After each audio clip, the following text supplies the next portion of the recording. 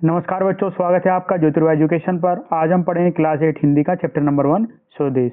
तो आज के वीडियो में हम करने वाले हैं क्वेश्चन आंसर। तो चलिए शुरू करते हैं पाठ से। आइए अब हम इस कविता को थोड़ा और विस्तार से समझते हैं।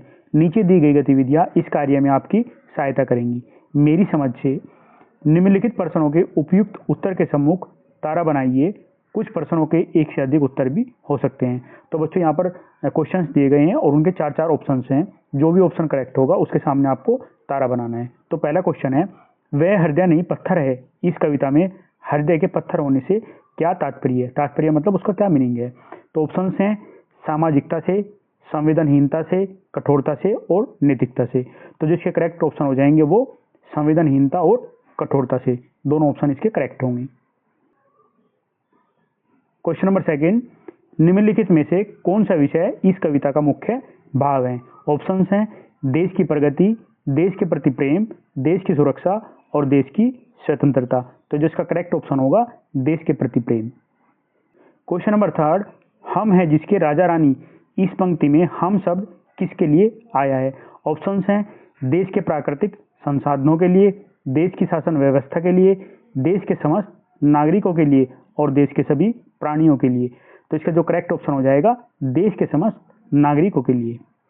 क्वेश्चन नंबर 4, कविता के अनुसार कौन सा हृदय पत्थर के समान है? ऑप्शंस हैं जिसमें साहस की कमी है, जिसमें स्नेह का भाव नहीं है, जिसमें देश प्रेम का भाव नहीं है, जिसमें स्फूर्ति और उमंग नहीं है। तो इसका करेक्ट ऑप्शन हो जाएगा जिसमें देश प्रेम का भाव नहीं है। हो सकता है कि आपके समूह के साथियों ने अलग अलग उत्तर चुने हों। अपने मित्रों के साथ विचार कीजिए कि आपने यही उत्तर क्यों चुने हैं। तो इसके लिए आप उत्तर दोगे, मैंने ये उत्तर इसलिए चुने क्योंकि कविता में कवि ने देश प्रेम, भावना और साहस को सबसे महत्वपूर्ण बताया है। तो पहला हमने जो ऑप्शन चुना था वो था संवेदनशील और कठोरता। तो उसका रीजन हो जाएगा क्योंकि जिस व्यक्ति के हृदय में भावनाएं नहीं होती उसे पत्थर के समान कहा जाता है।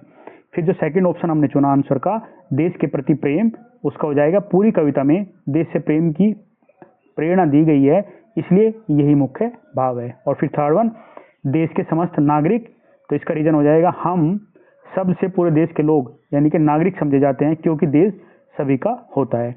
और फोर्थ वन, जिसमें देश प्रेम नहीं है, इसके लिए हो जाएगा कवि के अनुसार जिस हृदय में देश के प्रति प्रेम नहीं होता वह हृदय पत्थर के समान है।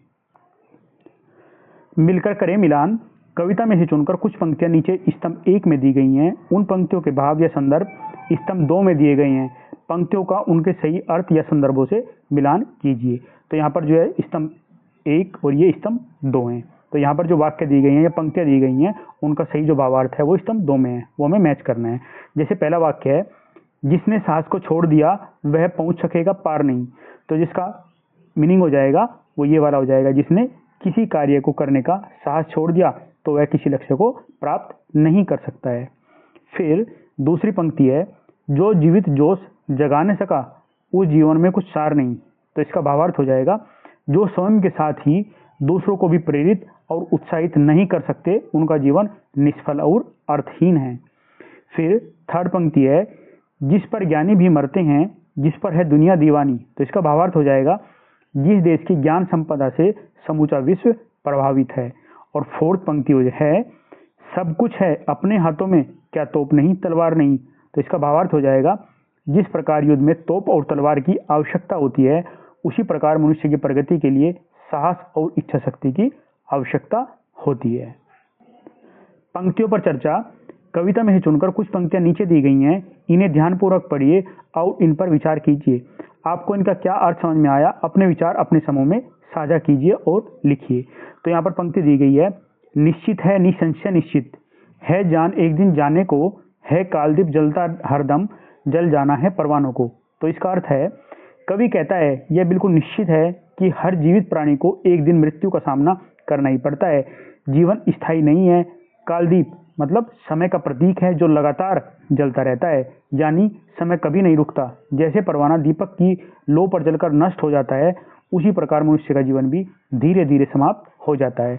इसका संदेश यह है, जब जीवन सीमित है तो हमें इसे व्यर्थ नहीं गंवाना चाहिए बल्कि अच्छे कार्यों विशेषकर देश सेवा और अच्छे उद्देश्यों में लगाना चाहिए। फिर दूसरी पंक्ति है, सब कुछ है अपने हाथों में, क्या तोप नहीं तलवार नहीं, वह हृदय नहीं है पत्थर है जिसमें सब देश का प्यार नहीं। तो इसका अर्थ है, कवि बताता है कि मनुष्य की सफलता और उन्नति उसके अपने प्रयास, साहस और इच्छा शक्ति पर निर्भर करती है। जैसे युद्ध में जीत के लिए तोप और तलवार जैसे हथियार जरूरी होते हैं, उसी प्रकार जीवन में आगे बढ़ने के लिए साहस और दृढ़ निश्चय जरूरी है। इसके साथ ही कवि यह भी कहते हैं कि जिस व्यक्ति के हृदय में अपने देश के प्रति प्रेम नहीं है, उसका हृदय जीवित नहीं बल्कि पत्थर के समान कठोर और भावहीन है। अर्थात देश प्रेम हर व्यक्ति के जीवन का सबसे महत्वपूर्ण गुण होना चाहिए। फिर पंक्तियां है, जो भरा नहीं है भावों से, बहती जिसमें रसधार नहीं, वह हृदय नहीं है पत्थर है जिसमें सब देश का प्यार नहीं। अर्थ, कवि कहते हैं कि जिस व्यक्ति के हृदय में भावनाएं, प्रेम और संवेदनाएं नहीं होती, वह हृदय किसी काम का नहीं होता है। रसधार का मतलब है प्रेम और भावनाओं का प्रवाह। जिस हृदय में यह नहीं होता है, वह हृदय जीवित नहीं बल्कि निर्जीव पत्थर के समान है। कवि विशेष रूप से यह बताना चाहता है कि देश प्रेम भी एक महत्वपूर्ण भावना है। यदि किसी व्यक्ति के हृदय में अपने देश के प्रति प्रेम नहीं है, तो उसका हृदय कठोर और बेकार माना जाएगा। सोच विचार के लिए कविता को पुनः ध्यान से पढ़िए, पता लगाइए और लिखिए। हम हैं जिसके राजा रानी, पंक्ति में राजा रानी किसे और क्यों कहा गया है? तो इसका उत्तर लिखोगे आप। इस पंक्ति में राजा रानी देश के सभी नागरिकों को कहा गया है, क्योंकि हर नागरिक अपने देश का मालिक होता है, उसे अपने देश के प्रति कर्तव्यों का पालन करना चाहिए। इसलिए कवि ने नागरिकों को सम्मान देने के लिए राजा रानी कहा है। प्रश्न है, संसार संग चलने से आप क्या समझते हैं? जो व्यक्ति संसार संग नहीं चलता, संसार उसका क्यों नहीं हो पाता है? उत्तर, संसार संग चलने का अर्थ है समाज के साथ मिलकर चलना, लोगों से जुड़कर रहना और अपने कर्तव्यों को निभाना। जो व्यक्ति समाज के साथ नहीं चलता, वह दूसरों से अलग हो जाता है और जीवन में सफल नहीं हो पाता, इसलिए संसार उसका नहीं हो पाता है। फिर प्रश्न है, उस पर है नहीं पसीजा जो, क्या वह भूखा भार नहीं? पंक्ति से आप क्या समझते हो? उत्तर, इस पंक्ति का अर्थ है कि जो व्यक्ति अपने देश के प्रति प्रेम और संवेदना नहीं रखता, उसका हृदय कठोर होता है। ऐसा व्यक्ति केवल धरती पर बोझ के समान होता है, क्योंकि वह देश और समाज के लिए कोई उपयोगी कार्य नहीं करता है। प्रश्न, देश प्रेम से आप क्या समझते हैं? उत्तर, देश प्रेम का अर्थ है अपने देश के प्रति प्रेम, सम्मान और निष्ठा रखना। इसमें देश की सेवा करना, उसकी रक्षा करना, उसकी उन्नति में योगदान देना और उसके नियमों का पालन करना शामिल है। प्रश्न, इस रचना की अन्य विशेषताएं लिखिए। उत्तर, इस रचना की प्रमुख विशेषताएं निम्नलिखित हैं। यह प्रेरणादायक और उत्साहवर्धक कविता है। इसमें देशभक्ति की भावना प्रकट होती है। भाषा सरल और स्पष्ट है। इसमें लय और तुक का सुंदर प्रयोग किया गया है। इस कविता भावनात्मक और प्रभावशाली है। अनुमान और कल्पना से अपने समूह में मिलकर चर्चा कीजिए और लिखिए, किसने की खजाने खोले हैं? अनुमान करके बताइए कि इस पंक्ति में किस प्रकार के खजाने की बात कही गई है। इसका उत्तर हो जाएगा, इस पंक्ति में देश के खजाने से तात्पर्य भौतिक धन संपत्ति ही नहीं बल्कि ज्ञान, संस्कृति, प्राकृतिक संसाधन और समृद्धि से है। हमारे देश ने हमें शिक्षा, परंपरा, भाषा, इतिहास और जीवन जीने के साधन दिए हैं। यही हमारे सच्चे खजाने हैं। फिर दूसरा क्वेश्चन है, जिसकी मिट्टी में उगे बड़े, पंक्ति में हमें उगे बड़े किसके लिए और क्यों कहा गया होगा? उत्तर, उगे बड़े शब्द देश के नागरिकों के लिए कहा गया है। इसका अर्थ है कि हम इसी देश की मिट्टी में पैदा हुए हैं और यहीं पले बड़े हैं, इसलिए हमारा अपने देश से गहरा संबंध है और हमें उससे प्रेम करना चाहिए। फिर क्वेश्चन है, वह हृदय नहीं पत्थर है, पंक्ति में हृदय के लिए पत्थर शब्द का प्रयोग क्यों किया गया होगा? उत्तर, कवि ने पत्थर शब्द का प्रयोग उस हृदय के लिए किया है जिसमें कोई भावना या संवेदना नहीं होती।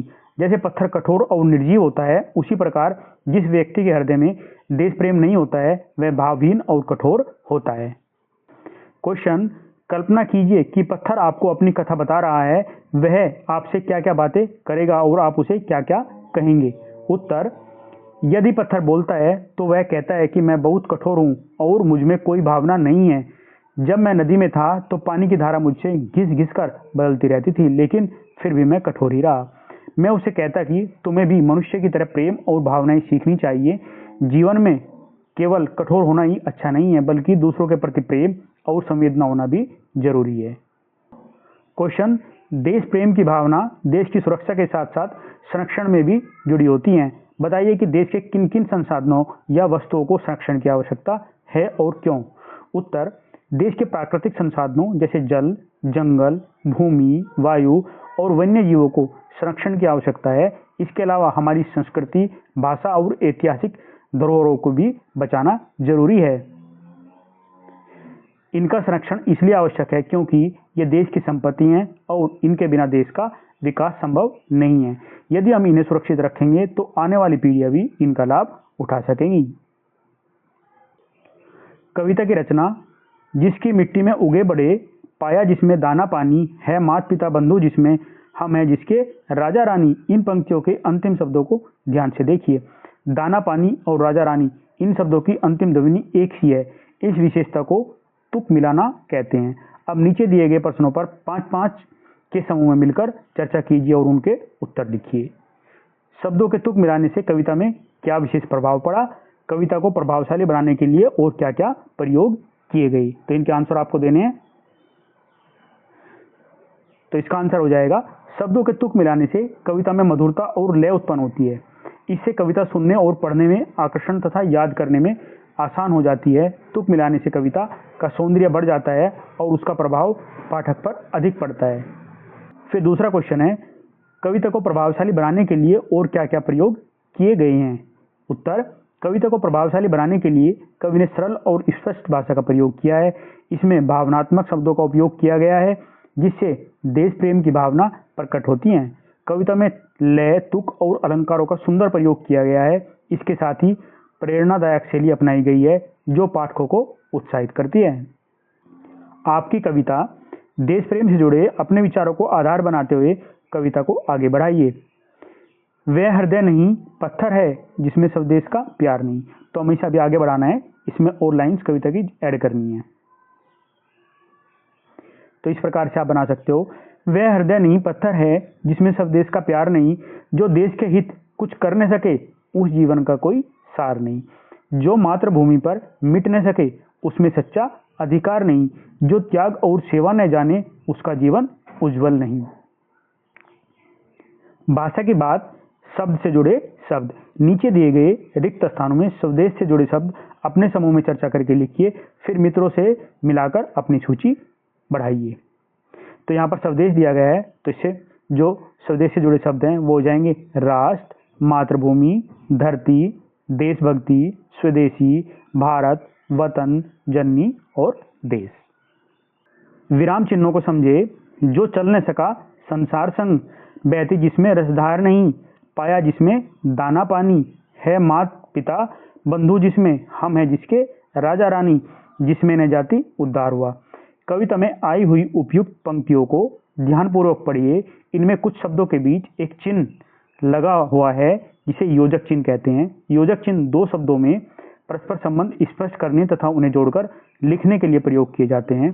कविता के संदर्भ के अनुसार योजक चिन्हों के स्थान पर का, की, के और मैं से कौन से शब्द जुड़ेंगे जिससे अर्थ स्पष्ट हो सके। संकेत, जो चल न सका संसार के संग। तो यहाँ पर योजक चिन्ह की जगह का, की, के और मैं का यूज करना है। तो सही रूप हो जाएगा जो चल न सका संसार संग, तो उसमें जो योजक लाइन है उसकी जगह हो जाएगा के। फिर बहती जिसमें रस की धार नहीं, पाया जिसमें दाना और पानी आएगा यहाँ पर, तो यहाँ ना का आएगा, ना की आएगा, ना की आएगा, ना मी आएगा, तो इसको आप छोड़ दो। फिर मात पिता बंधु जिसमें, तो यहाँ पर भी नहीं आएगा कुछ भी, इसको भी आप ऐसे ही छोड़ दोगे। हम हैं जिसके, राजा रानी, यहाँ पर भी का, की, के और में से कोई नहीं आने वाला, यहाँ पर और आने वाला है। और फिर जिससे न जाति का उद्धार हुआ, तो यहाँ का आ जाएगा। तो आपके करेक्ट आंसर इस तरीके से हो जाएंगे, इसको नोट कर लीजिए आप। शब्द मित्र, है जान एक दिन जाने को, है कालदीप जलता हरदम। उपयुक्त पंक्तियों पर ध्यान दीजिए। इन दोनों पंक्तियों में है शब्द पहले आया है जिसके कारण कविता में लयात्मकता आ गई है। यदि है का प्रयोग पंक्ति के अंत में किया जाए तो यह गद्य जैसी लगने लगेगी। जैसे जान एक दिन जाने को है, कालदीप हरदम जलता है। अब आप कविता में से ऐसी पंक्तियों को चुनिए जिनमें है शब्द का प्रयोग पहले हुआ है। चुनी हुई पंक्तियों में से शब्दों के स्थान बदलकर पुनः लिखिए। तो इसका आंसर हो जाएगा जो कविता में लाइन्स आई हुई हैं जिनमें है पहले हैं वो है जान एक दिन जाने को। तो आप क्या करोगे, है को यहाँ पर पीछे लेके आओगे तो क्या हो जाएगा, जान एक दिन जाने को है। फिर दूसरी है कालदीप जलता हरदम, तो इसमें भी फिर क्या करोगे आप, है को पीछे की तरफ लेके आओगे, कालदीप हरदम जलता है। फिर थर्ड है माता पिता बंधु जिसमें, तो है को फिर यहाँ पर लेकर आना है, माता पिता बंधु जिसमें है, यहाँ पर उसमें लिखा है, इसकी जगह आप जिसमें कर लेना। फिर है हम जिसके राजा रानी, फिर है यहाँ पे लेकर आओगे आप और ये हो जाएगा हम उसके की जगह क्या लिखोगे यहाँ पर, जिसके लिख लोगे, हम जिसके राजा रानी है। तो इस तरीके से जो पहला क्वेश्चन है वो ये कंप्लीट हो जाएगा आपका। फिर दूसरा क्वेश्चन है, अब नीचे दी गई पंक्तियों में है शब्द का प्रयोग पहले करके पंक्तियों को पुनः लिखिए और देखिए कि इससे पंक्तियों के सौंदर्य में क्या परिवर्तन आया है, अपने साथियों से चर्चा कीजिए। जैसे यहाँ पर पंक्ति दी गई है, जिस पर ज्ञानी भी मरते हैं, जिस पर है दुनिया दीवानी, तो हमें जो है पहले लेके आना है। फिर देखते हैं कैसी लगेंगी पंक्तियाँ। तो पंक्ति दी गई है, जिस पर है ज्ञानी भी मरते, जिस पर है दुनिया दीवानी, तो आप बदल कर क्या लिखोगे, है जिस पर ज्ञानी भी मरते, है जिस पर दुनिया दीवानी। तो है को जब आप आगे की तरफ लेकर आ जाओगे तो पंक्तियां बदलने के बाद में ऐसी हो जाएंगी। समानार्थी शब्द, कविता से चुनकर कुछ शब्द नीचे तालिका में दिए गए हैं। दिए गए शब्दों से अनेक समानार्थी शब्द ढूंढकर तालिका में दिए गए रिक्त स्थानों में लिखिए। तो यहाँ पर ये शब्द दिए गए हैं, भू, दीप, हृदय, तलवार, दुनिया और पत्थर, और यहाँ पे समानार्थी शब्द हैं इनके, इनमें से ढूंढकर आपको यहाँ फिल करने हैं। तो ये मैंने ऑलरेडी फिल किए हुए हैं। जैसे भू का होता है क्या, धरा और पृथ्वी, फिर दीप का प्रदीप और दीपक, हृदय का दिल और जी, तलवार का असी और कृपाण, दुनिया जग और संसार, पत्थर का पान और पाषाण। ये सारे के सारे इसमें से छांटे हुए हैं, एक बार आप देख लेना। कविता का शीर्षक वह हृदय नहीं पत्थर है जिसमें स्वदेश का प्यार नहीं। इस कविता का शीर्षक है स्वदेश। कई बार कवि कविता की किसी एक पंक्ति को ही कविता का शीर्षक बनाते हैं। यदि आपको भी कविता की किसी एक पंक्ति को चुनकर नया शीर्षक देना हो तो आप कौन सी पंक्ति चुनेंगे और क्यों? तो इसका उत्तर आप लिखोगे, मैं इस कविता की पंक्ति जिसमें स्वदेश का प्यार नहीं को नया शीर्षक चुनूंगा, क्योंकि यह पंक्ति पूरी कविता का मुख्य भाव प्रकट करती है। इसमें कवि ने देश प्रेम के महत्व को स्पष्ट रूप से बताया है। यह पंक्ति संक्षेप में पूरी कविता का संदेश देती है, इसलिए यह उपयुक्त शीर्षक है। पाठ से आगे आपकी बात। नीचे कुछ चित्र दिए गए हैं, उन चित्रों पर सही का चिन्ह लगाइए जिन्हें आप स्वदेश प्रेम की श्रेणी में रखना चाहेंगे। तो यहाँ पर जो पहला चित्र दिया गया है, इसमें जो है बच्ची वो फूलों को पानी दे रही है ना, तो ये स्वदेश की श्रेणी में आएगा, तो आप यहाँ पर करेक्ट लगाओगे। फिर ये वाले जो ट्रेन में यात्रा कर रहे हैं, यहाँ पे उन्होंने क्या कूड़ा फेंक रखा है, तो ये स्वदेश प्रेम में नहीं आएंगे। हमें गंदा नहीं करनी चाहिए, अपनी जो भी प्रॉपर्टी है ना, गाड़ी ट्रेन जो भी है या अपने आसपास का एरिया, उसको साफ रखना चाहिए। तो यहाँ पर आप क्रॉस लगाओगे। फिर ये दो बच्चे जो हैं वो खेल रहे हैं ना, यही जैसा लग रहा है जैसे कहीं खेलने के लिए बाहर गए हों, तो मतलब ये अपने जो कंट्री है उसको रिप्रेजेंट कर रहे हैं, अपनी कंट्री का नाम करेंगे, तो यहाँ पे ये स्वदेश के उसमें आएंगे। तो यहाँ पर करेक्ट का चिन्ह लगाओगे आप। और ये क्या है, यहाँ पर आग लगी हुई है, आग लगी हुई है, तो सब लोग जो है मिलकर आग को बुझा रहे हैं इकट्ठे होकर, तो मतलब ये स्वदेश प्रेम में आएगा। ये भी यहाँ पर भी आप टिक लगाओगे करेक्ट का। इस वाले चित्र में क्या है, जो अपने ये फौजी हैं, फौजी को सम्मान दिया जा रहा है, सम्मानित कर रहे हैं उनको, तो ये स्वदेश प्रेम की श्रेणी में आएगा, करेक्ट लगाओगे आप। और ये बच्चे जो है गार्डन को साफ कर रहे हैं, तो ये स्वदेश प्रेम में आएगा। यहाँ पर जो है फार्मर वो जो है बीज बो रहे हैं खेतों में, है ना, तो ये फिर स्वदेश की श्रेणी में आएगा, इसको भी आप करेक्ट लगाओगे। फिर छोटी बच्ची जो है, जो बुजुर्ग हैं उनको रोड क्रॉस कराई है, तो ये भी स्वदेश की श्रेणी में आएगा। यहाँ पर जो है छोटे बच्चे एक बुजुर्ग से बातें कर रहे हैं, है ना, तो ये भी स्वदेश प्रेम की श्रेणी में आएगा, करेक्ट का चिन्ह लगाओगे। ये वाला क्या है, जो अपने मोनूमेंट्स हैं, जो दीवारें होती हैं उन पर ही गंदा कर रहे हैं ना, ड्राइंग कर रहे हैं, तो ये स्वदेश की श्रेणी में नहीं आएगा, तो आप इसको क्रॉस कर दोगे। ये अपना जो है राष्ट्रगान चल रहा है यहाँ पे, तो ये स्वदेश की श्रेणी में आएगा, तो यहाँ पर आप करेक्ट लगाओगे। फिर ये बैंक है, बैंक में जो है सभी एक लाइन में लगे हुए हैं, तो ये स्वदेश प्रेम की श्रेणी में आएगा, करेक्ट। यहाँ पर क्या है, फूल न तोड़ो लिखा हुआ है, तो यहाँ पर क्या है, ये बेटी जो है, ये बच्ची इसको जो फूल नहीं तोड़ रही है, तो ये स्वदेश प्रेम की श्रेणी में आएगा।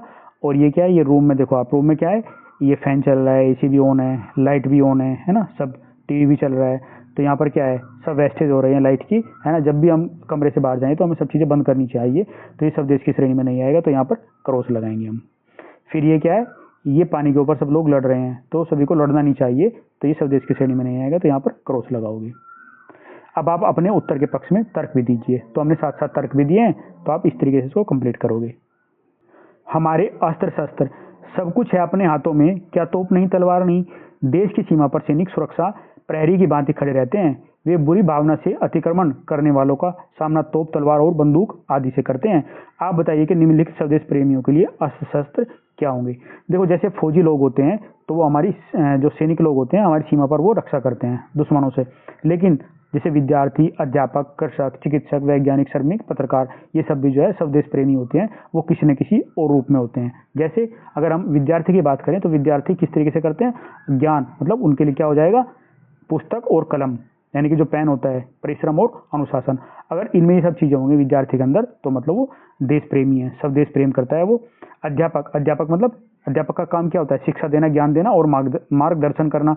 अगर वो प्रॉपर अपने काम को करेंगे तो वो भी स्वदेश प्रेम की श्रेणी में ही आएगा और उनके ये अस्त्र शस्त्र हो जाएंगे। कृषक है ना, जो फार्मर होते हैं, किसान होते हैं, वो क्या करते हैं, मेहनत करते हैं, परिश्रम करते हैं, तो उनके ये अस्त्र शस्त्र हैं।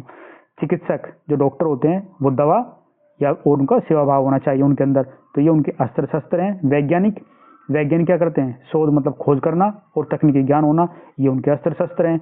श्रमिक, उनकी मेहनत या परिश्रम करना जो है वो उनके अस्त्र शस्त्र हैं। और पत्रकार, लेखनी, जिसको पेन बोलते हैं, कलम, और उनके अंदर सत्य होना चाहिए और अभिव्यक्ति होनी चाहिए, तो ये उनके अस्त्र शस्त्र हो जाएंगे। तो इस तरीके से आप लिख सकते हो। अगर क्वेश्चन आता है तो उसका रीजन भी दोगे। विद्यार्थी, ज्ञान, परिश्रम, अनुशासन। और क्योंकि विद्यार्थी का ज्ञान और अनुशासन देश के उज्जवल भविष्य का निर्माण करते हैं। अध्यापक के लिए शिक्षा और मार्गदर्शन, क्योंकि अध्यापक सही दिशा देकर अच्छे नागरिक बनाते हैं जिससे देश का विकास होता है। कृषक, हल और परिश्रम, क्योंकि कृषक अन्न उत्पादन करके देशवासियों का जीवन चलाते हैं। चिकित्सक, दवा और सेवा भाव, क्योंकि चिकित्सक लोगों को स्वस्थ रखकर देश को मजबूत बनाते हैं।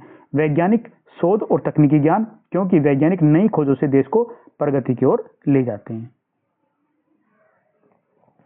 श्रमिक, मेहनत और परिश्रम, क्योंकि श्रमिक अपनी मेहनत से देश के निर्माण और विकास में योगदान देते हैं। पत्रकार, लेखनी, सत्य और अभिव्यक्ति, क्योंकि पत्रकार सत्य को सामने लाकर लोगों को जागरूक करते हैं। तो इस प्रकार इन सभी के ये अस्त्र शस्त्र हो जाएंगे, क्योंकि ये कहीं न कहीं ये भी हमारे देश के काम ही आते हैं, उसकी प्रगति में काम आते हैं। अपनी भाषा अपने गीत, कक्षा में सभी विद्यार्थी अपनी अपनी भाषा में देश प्रेम से संबंधित कविताओं और गीतों का संकलन करें।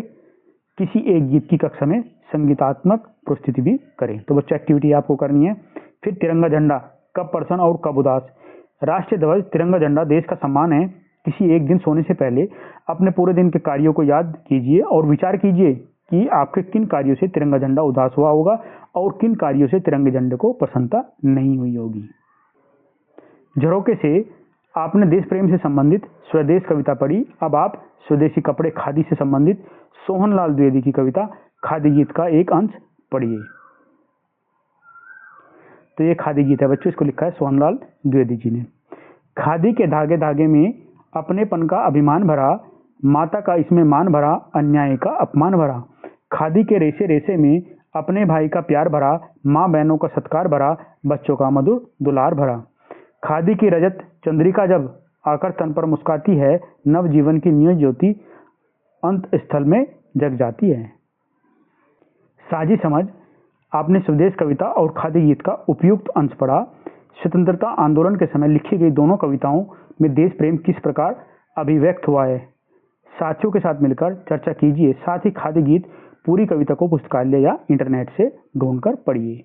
और फिर खोजबीन के लिए नीचे दी गई इंटरनेट कड़ियों का प्रयोग कर आप देश प्रेम और स्वतंत्रता आंदोलन से संबंधित रचनाएं पढ़ सकते हैं, जैसे सारे जहां से अच्छा, दीवानों की हस्ती और झांसी की रानी। तो बच्चों, इस प्रकार इस चैप्टर के सभी क्वेश्चन आंसर कंप्लीट हो जाते हैं। मैं उम्मीद करता हूं कि आपको ये अच्छे से समझ में आए होंगे। अगर आपको अच्छा लगा है तो लाइक करें और दोस्तों के साथ में शेयर करें, और हाँ, चैनल को सब्सक्राइब करना न भूलें। धन्यवाद।